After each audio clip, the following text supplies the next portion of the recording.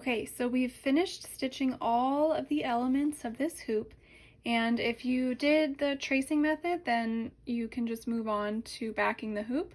But if you did the stick and stitch, we're going to go ahead and wash away the stick and stitch paper now. So you're going to go to your sink and make sure that the water is running nice and warm. Almost even hot is fine and works well. Cold really doesn't dissolve the paper very well. You're just going to run it under the water until you see the paper start to dissolve away. You can use your finger to kind of loosen it up and get it to start to dissolve. It usually takes about 30 to 45 seconds for it to all start dissolving away. And I just like to run it right under the faucet. Usually the faucet alone, the pressure from it will start to dissolve and get rid of all the paper for you. Sometimes in these little detail areas, the paper will like to stick just a little bit, so you can just kind of run your fingernail in there, and around the edges just kind of run your fingernail a little bit extra to make sure that you get all the sticky paper away. You can take it out once you think it's all done and just kind of check and see if there's any places where you can still see any paper, and then rerun those underneath the faucet until you get all of the paper off. When you're done with that, you're just going to set your hoop down somewhere to dry completely, and then you will move on to the backing the hoop section. Okay, so let's talk about how to back your hoop. Whether you have traced your design or you did it with stabilizer, if you traced, you're ready to back your hoop. If you did it with stabilizer, just make sure it's completely dry, and take your fabric out of your hoop now. And then you're going to lay your inner hoop back down on a hard, flat surface. And you're going to lay your piece of colorful backing cotton fabric, center it down over that inner hoop, like so. Then you're going to relay down your stitched fabrics, and you want to line it up with the hoop as best you can. So you can kind of see how this is warped a little bit, so I'm kind of feeling around to see that I am all lined up with my hoop as much as possible. Now you're going to re-hoop all of these fabrics together. So I'm taking my outer hoop and I'm pressing it back down. I might need to undo the screw a little bit more. I'm going to press it back down over all of these layers of fabric together. Undo this a little bit more.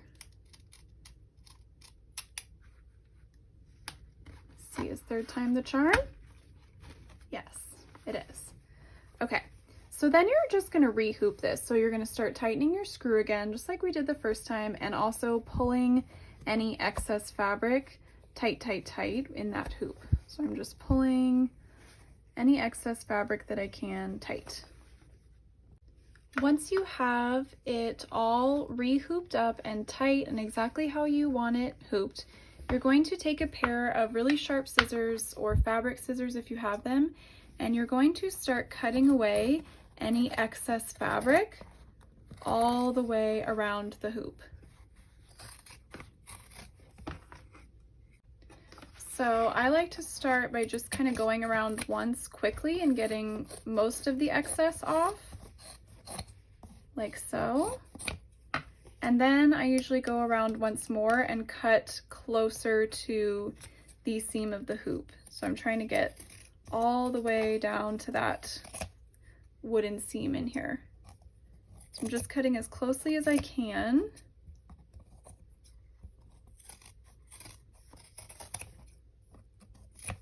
And I'm going all the way around the hoop.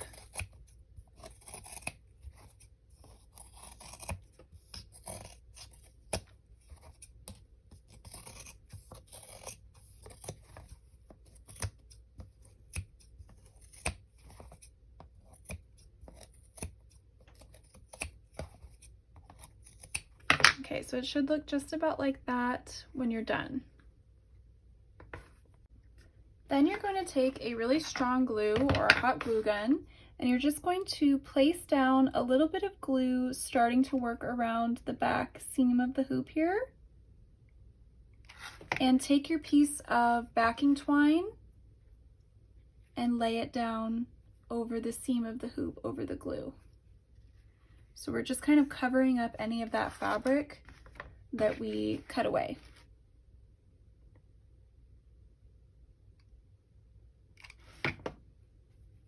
And you'll just keep working all the way around the hoop here.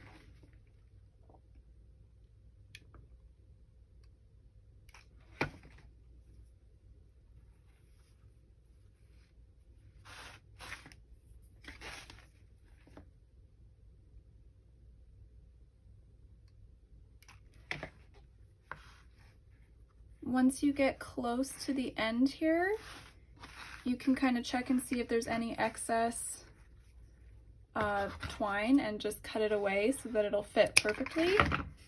And then place down your last bit of glue.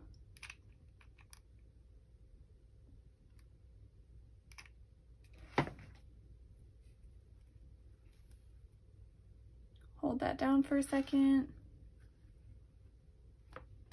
And we're all done.